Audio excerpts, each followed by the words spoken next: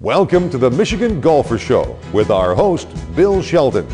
Join us each week as we explore the courses, the people, and the events that shape our great game. Did you know that the official histories of Pebble Beach, St. Andrews, and Augusta National were all published by a Michigan press? These and many other golf books are published by the Sleeping Bear Press in Chelsea, Michigan, the largest golf book publisher in the world. We're delighted to have today on the Michigan Golfer, Brian Lewis, owner of the Sleeping Bear Press. Brian, welcome. How you doing, Bill? I'm fine. How did you get the Sleeping Bear Press started? Well, we actually had the opportunity to read a manuscript written by Alistair Mackenzie, and for 60 years it had been lost and tucked away in an old closet. Written in 1933, it had never ever been published. And we had the opportunity to read that manuscript in late 1994, and when I read it, I fell in love with it. And I asked my wife permission to quit my job and start Sleeping Bear Press and publish that one book. Little did we know that a little bit of passion and care and knowledge in the golf world would lead us to where we are today. How'd you come up with the name Sleeping Bear Press? Well, since I'll get my wife's name in here twice, she actually named the company. She looked at a photograph of Sleeping Bear Dunes, which is a favorite place of ours, and certainly Alistair Mackenzie has a little history up there in the Sleeping Bear area. And as soon as she said Sleeping Bear Press, I said, that's perfect, people will remember it. The Sleeping Bear Press is the largest producer of golf-related books, but also you publish other books. Well, we're the largest children's publisher in the Midwest, and we're hopefully someday we'll combine golf and children's to have a couple children's books on golf that can make a little impact there. And we did a couple cookbooks. If anyone in this area knows the Common Grill, we did the Common Grill cookbook, which went on to be the #1 cookbook in the Midwest. All of us, I think, at some time or other in our life, Brian, have said, you know, this is something worth publishing. We've written something, it may be a poem, it may be a short story, it might be anything. Obviously, you have to make a very objective decision as to what's publishable and what's not. How do you go about that process? Well, Bill, what we're looking for is something special and something unique, not the same book that's been done over and over and over. It has to be something that when a reader hears about it or starts reading a couple pages in, they know it's unique and it has an angle that hasn't been done before. Whether it was the Caddy Master stories at the old course or Pebble Beach, the official history done in a way that's never been done before, or even we did our first golf novel called The Greatest Player Who Never Lived.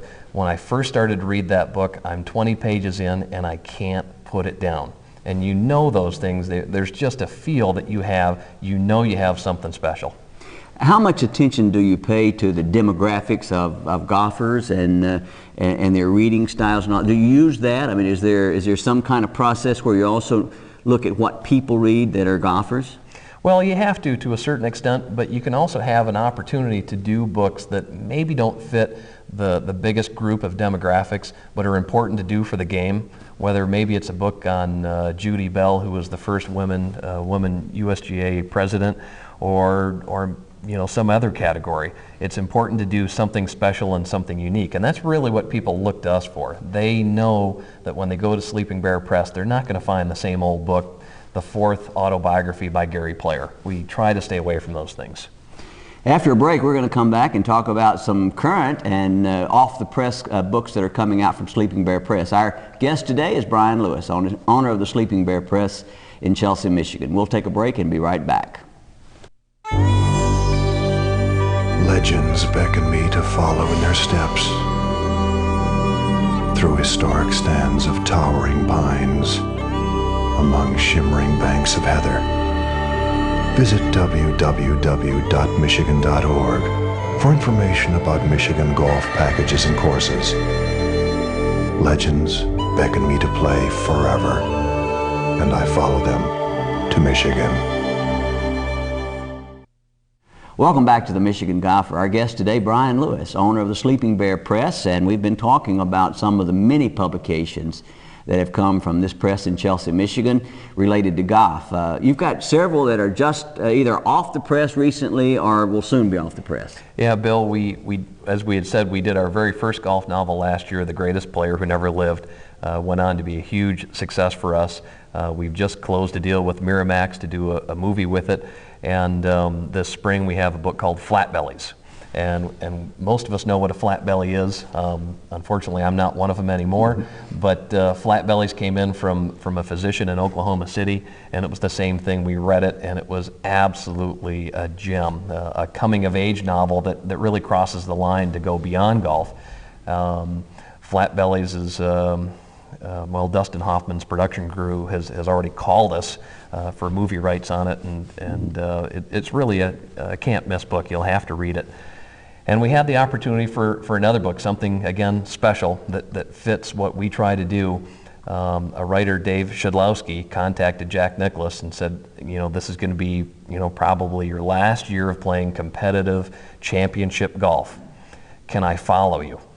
And, those of us who've had experiences with Jack, he does not let people in. I mean, it's understandably. I mean, when you're the greatest golfer who has ever been around, a lot of people want a piece of you, and a number of people had asked Jack to follow him. Dave was the only person that he said yes to, and really, what you get is a look at Jack Nicklaus preparing to be as strong as he can for his last year at Augusta and Pebble Beach and St. Andrews, and then Valhalla, his own course. And it's really, really special. You have the emotion of Jack physically and mentally preparing for the season where he really wanted to win. He wanted to see where he measured up, for this one last push. And it's a very emotional book. It's an inside portrait of Jack that you just normally don't get. And even Arnold Palmer in the foreword wrote that to say, hey, I always wore my emotions on my sleeves. Jack never did until now. And it's very, very unique. And then we also have two books coming out, one by Tom Doak, a Michigan architect who's nationally renowned. He's written the work on Alister McKenzie and his golf courses. Tom is the expert on McKenzie. He's a great architect himself, and he's really given us a look at McKenzie and his courses that if you like golf courses at all and you like architecture, you will absolutely love this book. And then we have one by Brad Klein, who's another authority in the golf architecture field, who's done one on Donald Ross. So if you're going to do two books on architects, the two you're going to pick are Alister McKenzie and Donald Ross, and we're thrilled to have those out. And you can get the books at sleepingbearpress.com, or you can always go to your local bookstore, and we'll try to do our best to keep delivering. The all-time best golf seller that you have put out at Sleeping Bear? Well, Augusta National and the Masters, a photographer's scrapbook. To this day, I think it's hard to beat Augusta. Every year when the tournament comes on, it's a special moment, and it's the one place that I've been to that's exceeded my expectations.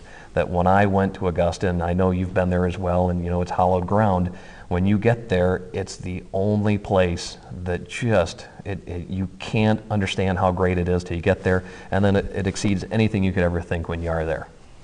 You published the autobiography of Ben Wright. Yeah.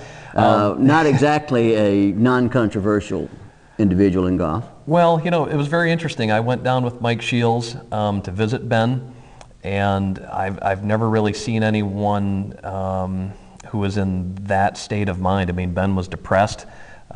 He had certainly had a very, very tough 5 years, and in a small way, I think we had a little bit to do with Ben trying to make a bit of a comeback and getting a piece of his life together. And I'm certainly proud of that. And yeah, Ben's not.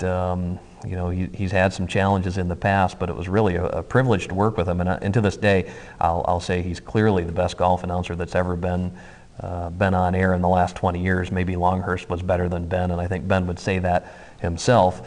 But it's an inside look at the game of golf that is as honest as anyone has ever written to this day, and I consider Ben a friend. Well, certainly the Sleeping Bear Press has made a tremendous impact on the game of golf, and I'm sure our viewers, if you're not playing, when you're reading about golf, in all probability, you're reading a book published by Sleeping Bear Press.